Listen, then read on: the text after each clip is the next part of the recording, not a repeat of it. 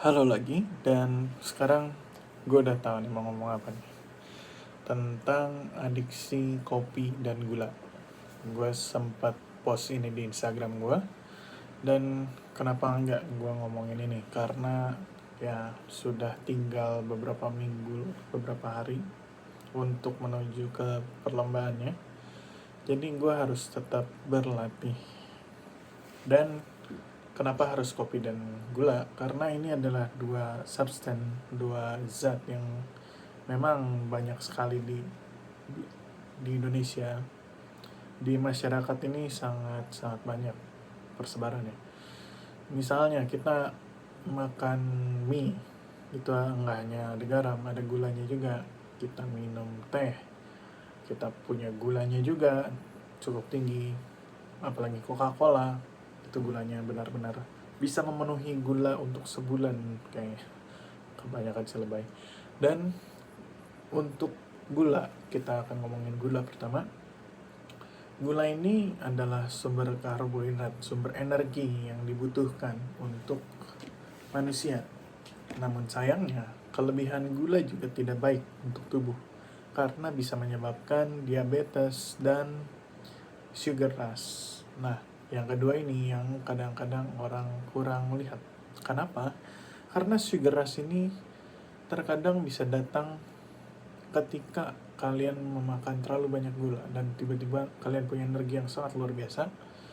Gue pernah merasakannya, dan setelah sugar rush biasanya ada withdrawal atau rasa kehilangan dari gula itu.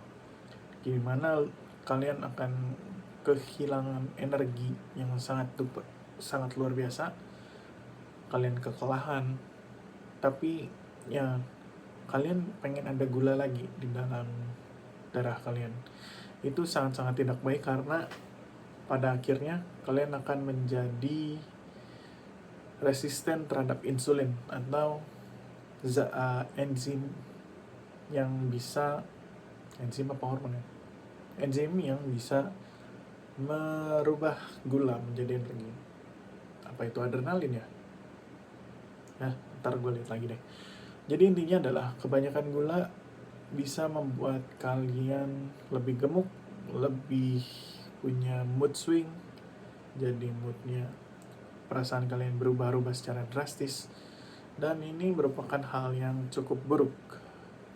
Sedangkan tanpa gula sama sekali, itu kalian bisa hidup dengan kekuatan energi seharian yang cukup tinggi, yang sangat stabil. Tidak seperti ketika makan gula. Setelah makan gula, energi kalian tinggi, tapi setelah kehilangan gula di dalam darah kalian, energi akan turun. Nah, kemudian gimana sih cara menghindari gula ini?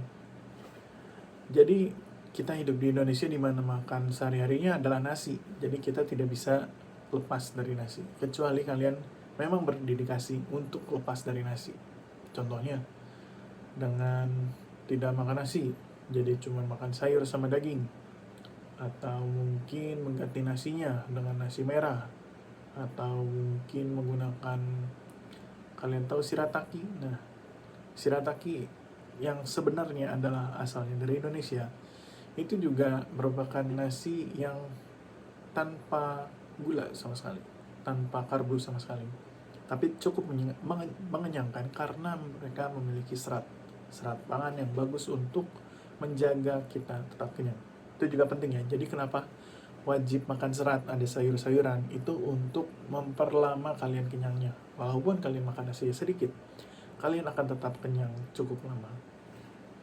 Itu soal gula. Dan sekarang kita akan berbicara dengan kopi. Kopi itu berasal dari zaman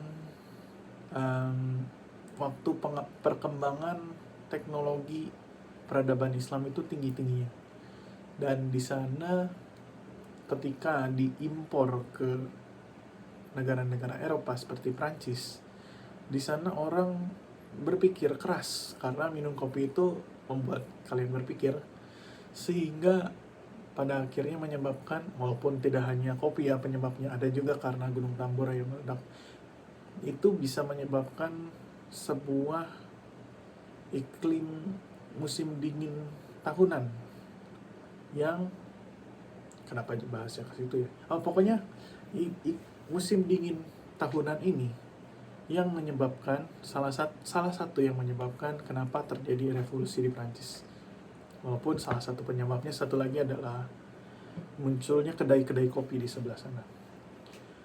Nah, kopi ini bagus ya, ternyata bisa membuat seseorang berpikir jernih, menjadi produktif, menjadi lebih waspada. Tapi sayangnya ada juga beberapa efek negatif yang ditimbulkan dari kopi, terutama apa yang gue rasakan selama ini. Yang pertama adalah sama seperti gula, adanya mood swing atau perubahan emosi yang sangat-sangat drastis. Gue dulu waktu kopi itu merupakan hal yang benar-benar susah gue nikmati, karena pada dasarnya gue ini punya sangat lemah terhadap kafein. Jadi minum kafein sedikit, wah segeranya minta ampun. Nah, waktu itu dengan secangkir kopi saja gue bisa mengamplifikasi emosi yang gue rasakan pada saat itu. Misalnya gue lagi stres, terus dengan gue minum kopi, stresnya itu naik 2 kali lipat. Ataupun sedang happy-happynya, ketika minum kopi, happy-nya 2 kali lipat. Tapi sama, setelah kehilangan efek kopi, gue akan merasa, lebih tepatnya merasa ngantuk sih sebenarnya. Tapi selain itu juga moodnya akan menjadi berubah lagi. Misalnya tadi happy banget, tiba-tiba jadi kesel banget, menjadi negatif banget. Itu yang gue rasakan sendiri sih. Entah gimana, gue belum baca penjelasan lainnya. Dan kopi juga bisa meningkatkan tekanan darah. Jadi bagi kalian yang memiliki tekanan darah tinggi, kadang-kadang minum kopi itu, apalagi yang memiliki riwayat stroke, gue juga belum baca sih, tapi kemungkinan karena memang ada penyumbatan di pembuluh darah dan kalian push sedemikian rupa, kalau minum kopi itu kan pembuluh darahnya semakin kencang ya, jadi takutnya ya bisa timbul hal-hal yang tidak diingin. Tapi gue belum baca sih sepenuhnya, jadi mungkin ya nggak tahu gue. Tapi intinya adalah salah satu efek negatif lagi yang gue rasakan adalah gigi gue menghitam. Ini gue temukan ketika gue mau ke Jogja di awal tahun ini, dan gue mendapati gigi gue hitam di satu tempat. Dan setelah berkonsultasi ke dokter gigi, gue sampai scaling gigi dan membersihkan gigi dari noda hitam itu, si dokternya bilang ini noda karena rokok dan kopi hitam. Ya, gue penikmat yang tadi, berhubungan sama yang tadi, gue mengurangi gula dengan cara minum kopi hitam pahit, sedangkan efek sampingnya adalah dengan minum kopi hitam yang pahit dan tanpa susu, terutama tanpa susunya, gue memberikan efek penghitaman terhadap gigi. Dan ini tidak bisa serta-merta dihilangkan, jadi cuma bisa kalau kalian scaling gigi per 6 bulan itu baru bisa hilang.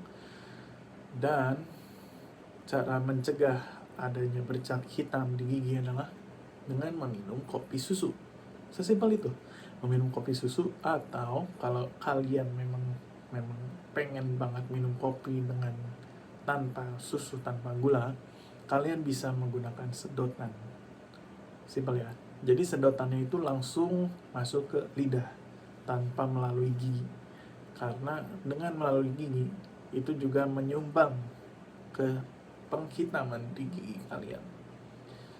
Itu salah satu efek negatifnya. Dan yang terakhir adalah gue pengen ngomong bahwa kopi dan gula itu ada saatnya untuk diminum, dan sangat tidak apa-apa untuk mereka yang memang berkegiatan tinggi, misalnya naik gunung.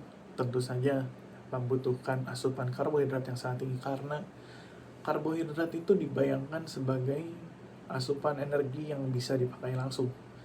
Sehingga ketika kalian yang cuma duduk di kantoran atau di depan komputer setiap hari dan makan nasi yang sangat banyak, itu akan menyebabkan energi yang seharusnya bisa dikeluarkan pada saat itu juga tertimbun di dalam tubuh kalian. Akibatnya adalah kalian menjadi gemuk. Itu satu. Dan kopi juga sama, itu juga bisa menjadi sumber energi kalian ketika kalian benar-benar ngantuk tapi pengen bekerja, masih banyak kerjaan. Nah, itu bisa pakai kopi. Dan ya, kopi dan gula sama-sama ada waktunya untuk dikonsumsi.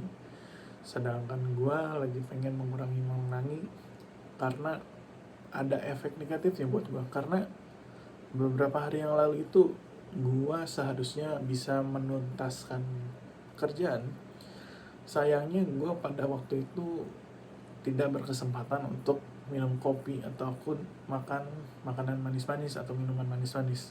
Sehingga pada waktu itu gue kekurangan energi. Gue sampai seharian itu bangun, terus ngecek komputer, ngeliatin sosial media, cuma 1 jam 2 jam tidur lagi, bangun makan siang, apa yang gue lakukan selanjutnya tidur lagi. Jadi kurang berenergi dan pada akhirnya gue kurang produktif. Waktu itu baru jam 3 jam 4, sekitar jam 3 jam 4 sore gue baru bisa segar, bisa fokus untuk mengerjakan apa yang harusnya gue selesaikan.